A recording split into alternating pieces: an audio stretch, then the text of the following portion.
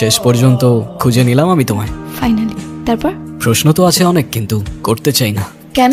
এই মোমেন্টটা অনেক প্রেশিয়াস, আর I don't want to spoil it. তোমার কি মনে হয় যা কিছু হচ্ছে সবকিছু কোইন্সিডেন্স?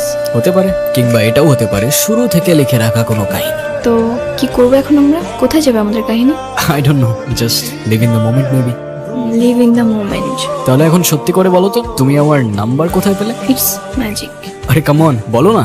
জাদুঘর কখনো তার রহস্য ফাঁস করে না। You are a magician. কেন তুমি এখনো আমাকে চিনতে পারো নাই? ইয়ার I am so confused right now. শোনো, তোমার সব কনফিউশন সাইডে রেখে তুমি এটা বলো, তুমি দেশে কবে ফিরছো? কোন দেশে? তোমার দেশ বাংলাদেশ। হঠাৎ এই প্রশ্ন? না, এমনি জানতে ইচ্ছে হলো তাই। এখন তো আমি দেশে যাচ্ছি না। কিন্তু কেন? কারণ তো অনেক। ওখানে আমি শুধুমাত্র অন্য কারোর লেখা ক্যারেক্টার, আর এখানে আমি আমার মতো, আমার লেখা চরিত্র। আচ্ছা, তুমি আবার চলে যাবে না তো? হঠাৎ করে আবার হারিয়ে যাবে না তো আমার থেকে? যেতে তো হবেই। মানে? মানে বাসায় তো যেতেই হবে। Oh yeah, right right, I am so dumb. Come, I will drop you home. কি রে আদনান, কি হচ্ছে তোর? মনটা খারাপ লাগছে কেন? কিছু না মা, এমনি ভালো লাগছে না। চিন্তা করিস না বাবা, সব ঠিক হয়ে যাবে। আমি দোয়া পড়ে দেব। শোন, নিজের যত্ন নিস।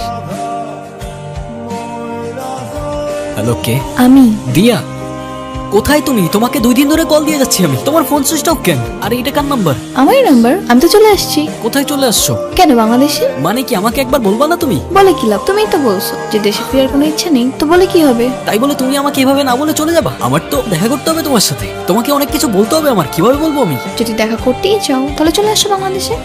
কোথাও যাচ্ছিস? চলে যাচ্ছি মামা, কোথায় যাচ্ছিস? বাংলাদেশে। সব ঠিক আছে তো বাবা? সব ঠিক মামা, আর যেটা ঠিক নাই সেটা ঠিক করতে যাচ্ছি। মা, কি রে, কেমন আছিস? এই তো ভালো। বাবা, তুমি কেমন আছো? বিন্দাস আছি আমি। তোর কি খবর? আসতে কোনো অসুবিধা হয়নি তো?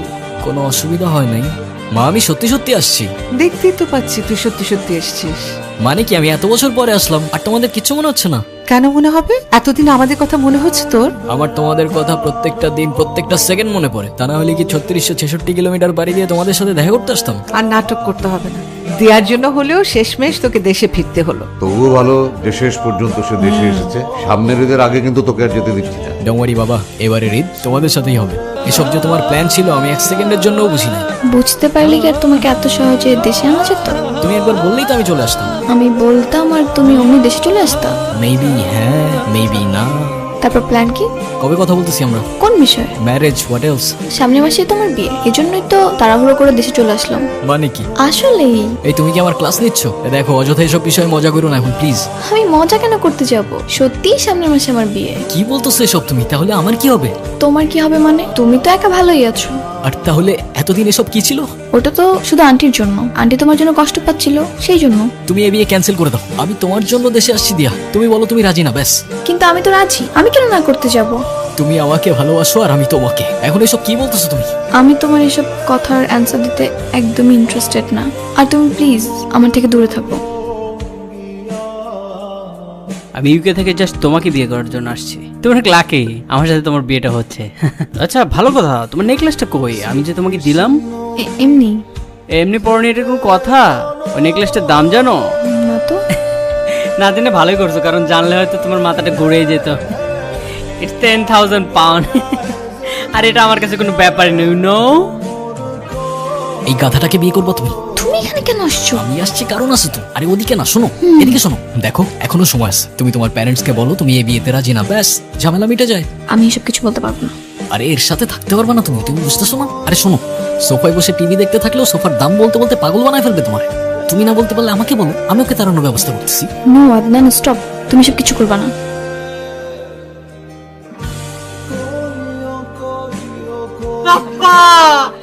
সমস্যা কি তোমার? আমি তোমার কি ক্ষতি করছি বলো? আমি আবার কি করলাম? আমি তো উল্টা হেল্প করলাম তোমার। লাগবে না তোমার হেল্প। তোমার লাইফ তো ঠিকই চলতেছে। তুমি আমার লাইফে এসে কেন ঝামেলা করতেছো আদনান? আমি তো সেদিন সবকিছু তোমাকে বলে দিয়েছি। দিয়া, সেটা তো তোমার মনের কথা না, আমি জানি। কেন লুকাচ্ছ তোমার মনের কথা? কার ভয়ে? তোমার ভয়। আর কি সত্য জানতে চাও তুমি? তোমার জন্য আমার কোনো ফিলিংস আছে কিনা? হ্যাঁ আছে। আমি তোমাকে ভালোবাসি কিনা? হ্যাঁ বাসি। তো মানে? তুমি এখনো কিছুই বুঝতে পারতেছো না আদনান। আমি ভালোবাসলে কি আসে যায় বলো? যে নিজের বাবা মাকে ঠিক করে ভালোবাসতে জানে না, সে আমাকে কি করে ভালোবাসবে? দয়া করে আমার জন্য একটা কাজ করতে পারবা? তুমি আমার থেকে অনেক দূরে চলে যাও, আর কখনো আমার সামনে আসবা না। আদনান, না গেলে হয় না। যেতে হবে বাবা, অনেক কাজ পড়ে আছে। আর কটা দিন থেকে জানা বাবা। ভাইয়া তুমি প্লিজ যেও না। প্লিজ আর কটা দিন থাকো ভাইয়া, প্লিজ প্লিজ প্লিজ থাকো ভাইয়া। তুমি চলে গেলে আমি অনেক রাগ করবো ভাইয়া। আরে চুপ থাক তো, তুই রাগ করলে আমার কি? হ্যাঁ, তুই ওর সাথে এইভাবে কথা বলছিস কেন? ঠিকই তো বলছি, আমাদের রাগ নিয়েই এখন আদনানের কিছু যায় আসে না, আর বনি রাগ করলে ওর কি যায় আসবে বলো? তোমরা যে যাই বলো, আমি তোমার কোনো কথা শুনবো না। তুমি থাকবা মানে থাকবা, আমি বলছি তুমি থাকবা, প্লিজ ভাইয়া। এই তুই কি শুরু করছিস? কমন সেন্স নাই তোর এতটুকু? মূর্খদের মতো বিহেভ করতেছিস কেন? আদনান তুই চলে যা, আমাদেরও তো কমন সেন্স নাই, সেজন্য আমরা এতদিন তোকে নিয়ে বেঁচে থাকতে চেয়েছিলাম। শুধু বনি না, মূর্খের মতন আমরাও বিহেভ করছি, সেজন্য এখন চাচ্ছি তোকে আমাদের সাথে আটকে রাখতে। তুই চলে যা, তোর যত কাজ আছে সারা জীবন ধরে করগে, এই বাড়িতে আর ফিরে আসিস না। বাবা আমাকে মাফ করে দিও, আমার এইভাবে বলাটা উচিত হয় নাই। আমি যাচ্ছি না বাবা, তুমি যতদিন বলবো আমি ততদিনই থাকবো। তুমি প্লিজ আমার উপরে আর রাগ করে থাকো না বাবা।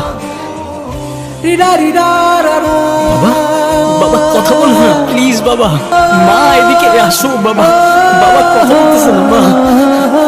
বাবা কথা বলো না বাবা। বাবা, বাবা কথা বলো না বাবা। আমি এখন কি করব মা? কার কাছে মাফ চাইবো আমি? শেষবারের মতো বাবাকেও তো সরিটা বলতে পারলাম না আমি। আদনান, তোর বাবা তোকে যতটা না বলতো তার চেয়ে অনেক বেশি ভালোবাসতো। সারাক্ষণ তোর কথা বলতো, তোকে অনেক মিস করতো, তোকে নিয়ে অনেক প্রাউড ছিল তোর বাবা। সবসময় আমাকে বলতো ওকে দোষ দিও না, ওর এখনো সবকিছু বোঝার বয়স হয়নি। তুই আমাকে বলতো, আমরা কি বেশি কিছু চেয়েছিলাম তোর কাছে? শুধু একটু সময় চেয়েছিলাম বাবা। আমি বুঝতে পারিনি মা, বিশ্বাস করো আমি বুঝতে পারিনি। আমি বুঝতে পারিনি তখন। আমি কি করব মা? আমি বুঝতে পারছি না, আমাকে মাফ করে দিও প্লিজ। প্লিজ আমাকে মাফ করে দিও। আমি বুঝতে পারছি না আমি আর কি করব। কাঁদিস না, কাঁদিস না। কাঁদলে তোর বাবা কষ্ট পায়। আমি জানি তোর বাবা তোকে মাফ করে দিচ্ছে। ওই মেয়েটা কয়েকবার এসেছিল আদনান, তুই ওর সাথে একটু কথা বলিস তো। আর তোর যখনই ইচ্ছা করে তুই তখন চলে যাস, আমার কথা ভাবিস না। আমি ঠিকই থাকবো, বিশ্বাস কর। আমি আর যাচ্ছি না মা, আমি এখানেই থাকবো তোমার কাছে। আমার সেদিন তোমাকে ওভাবে বলাটা উচিত হয়নি। আমি তোমাকে সরি বলতে চাচ্ছিলাম। I am sorry. আরে সরি তো আমার বলা উচিত, তোমাদের সবাইকে। নিজের ভালোবাসার খোঁজে যারা আমায় ভালোবাসতো তাদেরকেই সময় দিতে ভুলে গেছিলাম। আমি ভাবতাম ফ্যামিলি, বাবা মা, তাদের জন্য তো সারা জীবন পড়েই আছে, কিন্তু এটা বুঝতে পারিনি যে কোনো কিছুর জন্যই সারা জীবন পড়ে থাকে না। কিছু বাস্তবতা না চাইলেও মেনে নিতে হয়। মেনে নিচ্ছি তো, কিংবা নেবার চেষ্টা করছি। এরপরের প্ল্যান কি? এই তো এখানেই, কিংবা মাকে নিয়ে চলে যাব। তোমার বিয়েটা কবে করছো তাহলে? বিয়েটা আর কিভাবে করছি বলো? যাকে বিয়ে করতে চাচ্ছি সেই তো পালিয়ে যাওয়ার প্ল্যান করছে। হাসছো কেন? এমনি।